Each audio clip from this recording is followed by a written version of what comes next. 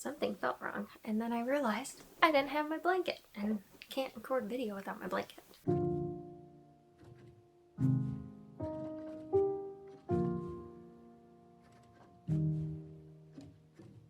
Hi, I'm Bree and welcome to my channel. And today's video I was going to do the mid-year freakout tag. I've never done one of these before as this is my first year making videos on YouTube, but I see them every year and I think that they're so fun, and I thought it would be really fun to go along and answer some of the questions. So I'll leave all the questions in the description, and if you want to answer them too, or answer some of them in the comments, I would love to hear what you've been reading and loving this year. So the first question is the best book I've read in 2022 so far. So I think it'd have to be The Book of Cold Cases by Simone St. James. I just finished reading The Sundown Motel, but I will leave my thoughts until the reading vlog releases next weekend. But I think this one just holds a special place in my heart. I think because it was the first one I read of hers, the way she writes is just perfect for me, and also the eeriness and paranormal I think is just this was like a perfect me book. So the best sequel I've read in 2022 is hands down Murder at Half Moon Gate. So the first one is Murder on Black Swan Lane by Andrea Penrose, and this is the second one in the Rexford and Sloane series. And this is just a series that I thought I would like but didn't expect to love it as much as I do, and it's definitely a new favorite series of mine. And so pretty soon after reading this one I read this one, and yeah, it's just been the best sequel. I've been really bad at starting new series. This past year I've just started a lot of new series and haven't really read the next books in series. So I don't know if there's a sequel out there, like Finlay Donovan potentially could be a favorite series of mine, but I haven't really read them yet.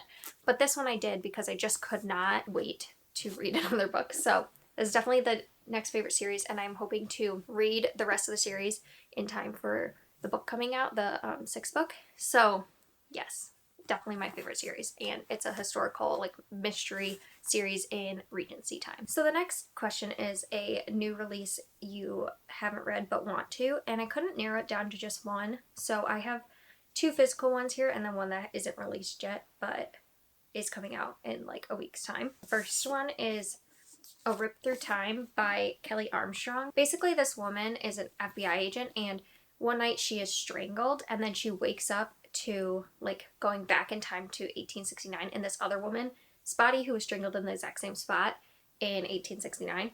And I think she goes a few days before in this body, and she's trying to figure out what happened and how it's all tied together. And I read, before I was on BookTube, I read A Murder in Time by Andrea Donovan, and that's a 5-book series right now, and I read the first 4. I haven't read the 5th one yet. But it's just a fun murder mystery with time travel, and I just love it for a beach read. And I saw this and I was like, oh my gosh, this looks right up my alley. So this is definitely one I really want to get to. So this one I think released in April if I'm not mistaken, but it's The Murder of Mr. Wickham by Claudia Gray. This is a historical mystery, but it's basically the characters of Jane Austen in a murder mystery, and the way they're describing it is it illuminates Jane Austen's best-loved and lesser-loved characters, introduces a dynamic sleuthing duo, and delivers the most satisfying murder mystery in the general tradition of Clue. And that's by Jane Peck, the author of The Verifiers, which is also a book I want to get to. So I feel like this is going to be one for me, and I've heard some good things about people who have read it, and I just think it's definitely one I want to get to this year.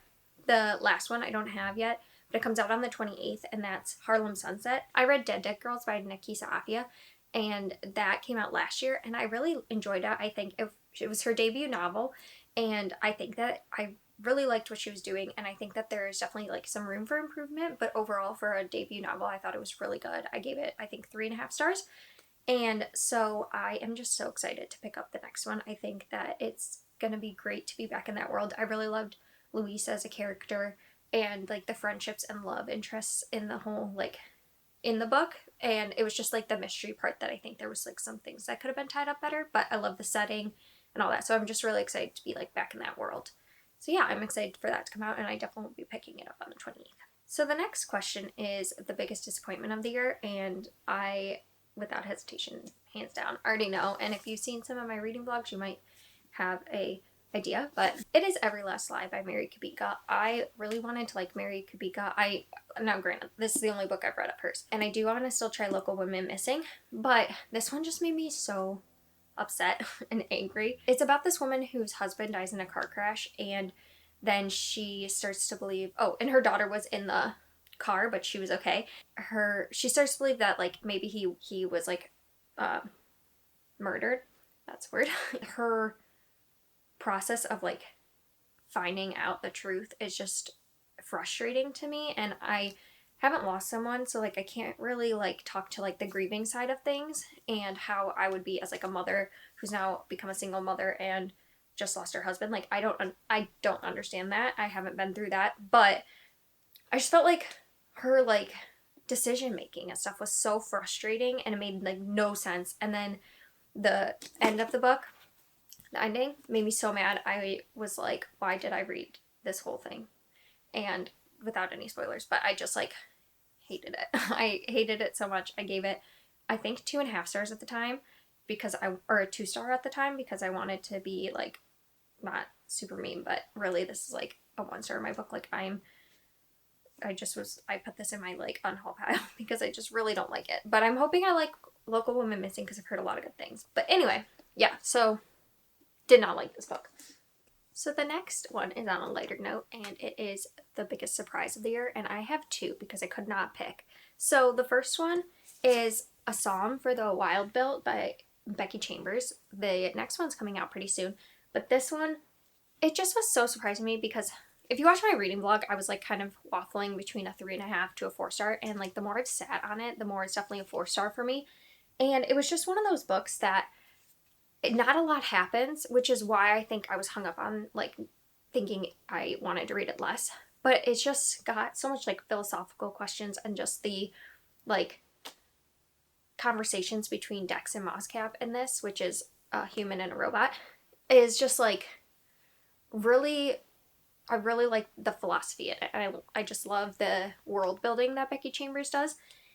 And yeah, I've been thinking about like the next book coming out and just wanting to dive back into this world because it just feels like a nice warm hug, if you know what I mean. Like it's just so sweet. Dex is a tea monk, which means like they make drinks for people and like kind of help them with what they're needing. So like maybe they have an illness, maybe they're having a loss, and the tea, like they decide what tea to give them based on that.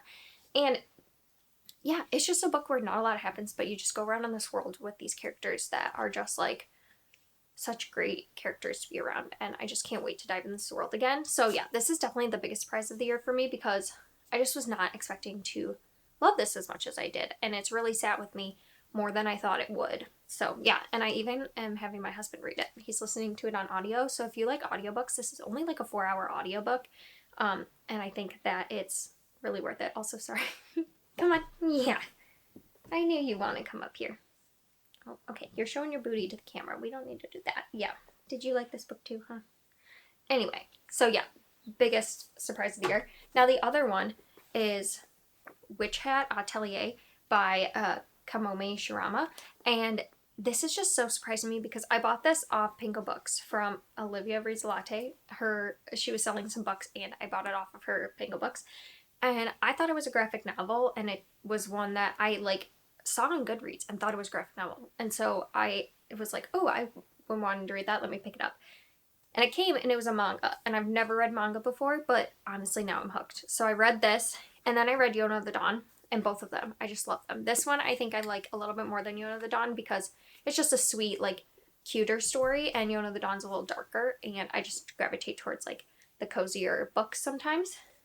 But yeah, it's just like really ignited a love of manga that I just didn't know I could have. And I think I just had a preconceived notion of manga that just was not accurate at all. So because I don't really like a lot of anime, watching anime, I thought manga was going to be a lot like that. And so far from what I've read, I realized that there's like a cozier niche genre within manga that I can really get into. The next question is new favorite author.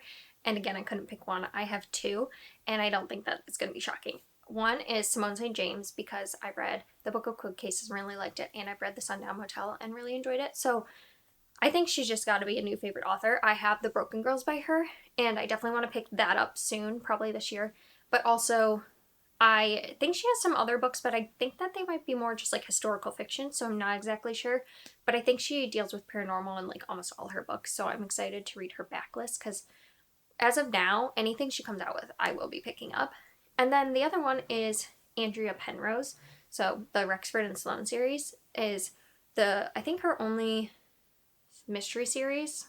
I might be wrong about that, but I really enjoy the series so far. I've read the first 2 out of 6, and I definitely want to get to the rest of them. Like, they're just books that I don't want to put down. I want to be with these characters and in this world and solving these mysteries. And so if I feel that way, I just know that she's going to be a new favorite author for me. I just like the way she writes and the science aspects she brings into the story and the way the characters interact and just giving each character backstory and making it like make them feel like genuine real characters to me. I just love that about her books. So those are my 2 favorite authors for different reasons, but basically I just can't put them down. The next question is new fictional crush, and I don't read a lot of romance. I used to read more fantasy with romance, and I just haven't read that much this year, so this was a little difficult to pick, but I think I have to go with Rexford from the Rexford and Sloane series. I just think that he is such a great contrast to Sloane. He's kind of grumpy, which I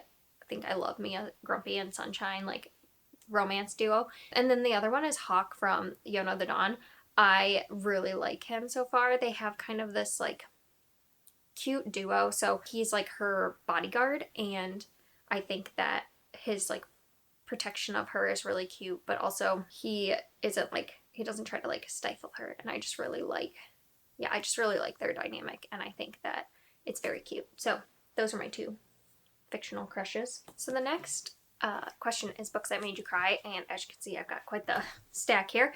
So I'm going to kind of go through them a little quickly. The first one is This Side of Murder by Annalee Hubert. I just read this the other day. I didn't include it in a reading vlog, but I really loved it so much that from the library that I picked up a copy of it because this is going to be like probably another new favorite series of mine. But the reason this one made me cry is because, as you know from the beginning, she's like dealing with losing her husband in World War I, and just like the grief in this is just, I think it's done in such a way that's so understandable and relatable, and you just see all the little moments that pop up when you miss someone, and it's not always like this big emotion of things. It was like the little things that remind her of him that just really show like how grief can last and how it affects you, and I just thought that it was so heartbreaking to read, and it made me tear up a lot of times. Also, take all of this with a grain of salt because I do cry at a lot of things. So yeah. The next one was Seance Tea Party by Romina Yee. This one made me cry because it's about like growing up and not wanting to grow up and just staying a kid and like friendships and stuff, but also she's summoned a ghost, and Alexa's story is just like heartbreaking. Just everything about this. Like this whole story was like so sweet and such a great read, but it was just made me cry because it's so cute, and obviously she has passed away and she's a little girl, so there's like a story behind that, and it just made me cry so much. Next one, this one was a very disturbing book. Lots of medical traumas in this, and reading like what these women went through in this time, and like being pregnant and like the medical problems with that and how many women died. And then also Rose is also an immigrant from Ireland, and during this time it's 1880 in Boston. The Irish are looked down upon, and like just the struggle she goes through and to get this like better life for herself and for her niece and stuff is just like heartbreaking. And there was just so many things in here that made me tear up because it's just such a heart-wrenching, hard thing to read about. And then the last one is Thursday Murder Club by Richard Osman. This is following a bunch of retired people as they are like solving cold cases, and then they get wrapped up in a murder itself. And a lot of this book is really funny, but it's also dealing with aging and like your own mortality and losing people, because at this age you end up losing a lot of friends. They're all, I think, in their 70s or 80s, and so like they're dealing with like losing friends and coming to terms with like their own mortality and stuff. And so a lot of that just made me cry, and there's so many like things in this book that I think were just really powerful to read in terms of that and how the elderly are treated, especially in the US and in the UK and stuff. And yeah, it was just like, it made me cry. But it was such a good book, I would highly recommend it.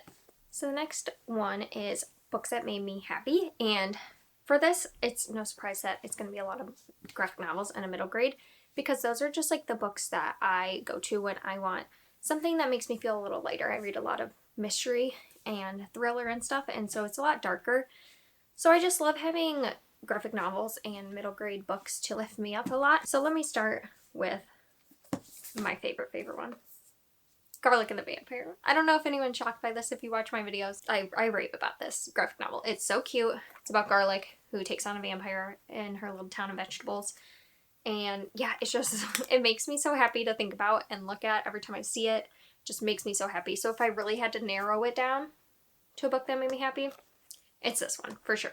100% Garlic and the Vampire by Brie Paulson. But because I make the rules on this video and I don't have to just choose one, I chose a couple different ones. This one also really makes me happy.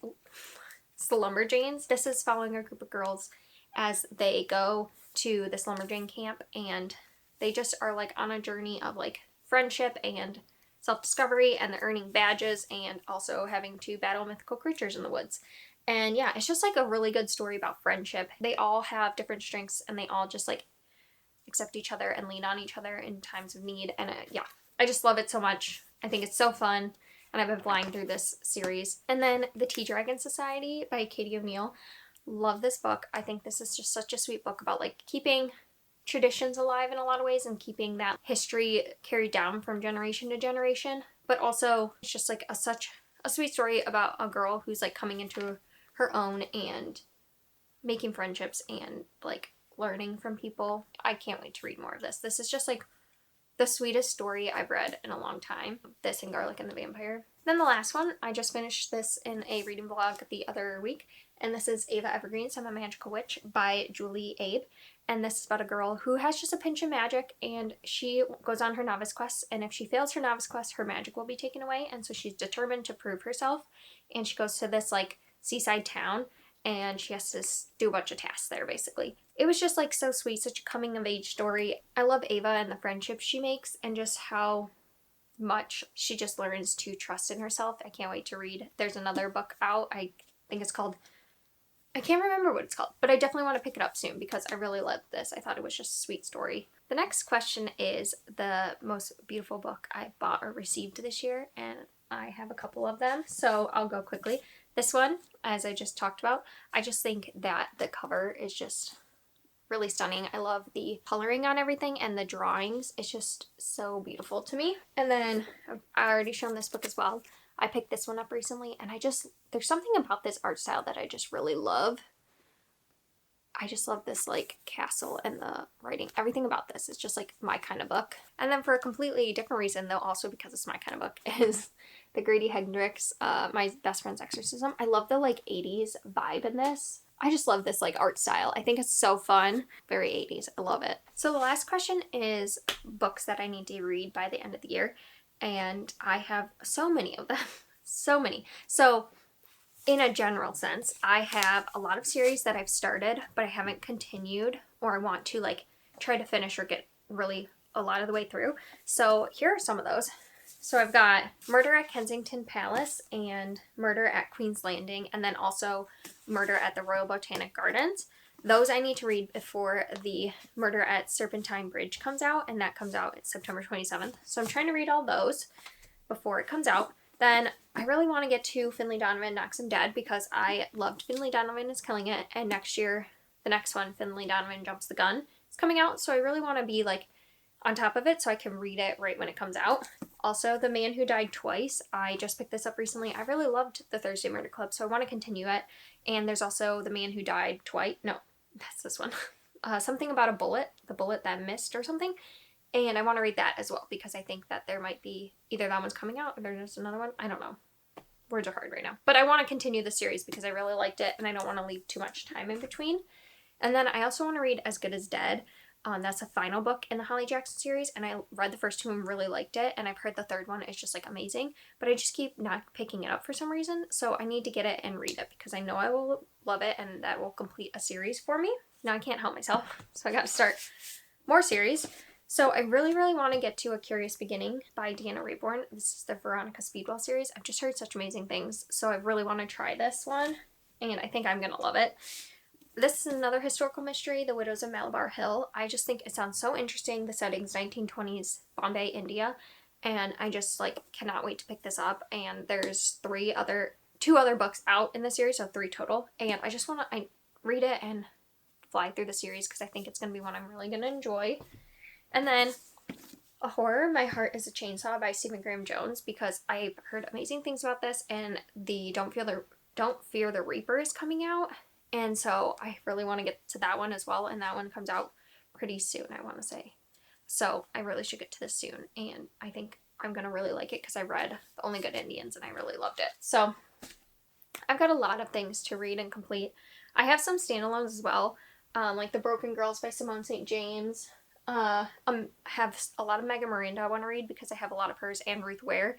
So yeah, I have a lot I want to get to, and I've already read 50 books this year, so that's more than I've ever read before. Usually I only read about 50 books in a year, so can keep up the streak and get to 100. Maybe I can get through some things, we'll see. But I've started a lot of series, and I think I'm in the middle of like 27 different series, so that is a goal of mine for the end of the year, is to focus on completing series or getting a good chunk of the way through series, because next year I want to make it a goal to complete series. So yeah, those are all the books I have. Thank you for watching. I hope you enjoyed. I hope that you've been having a great reading year. I think it's been my best reading year so far, so I hope that it has been really good for you as well. And if you just want to leave a comment down below and let me know what books you're reading and what your favorite book of the year was so far, I would love to hear it, because I think that that's always so fun to hear. So yeah, I will see you next time.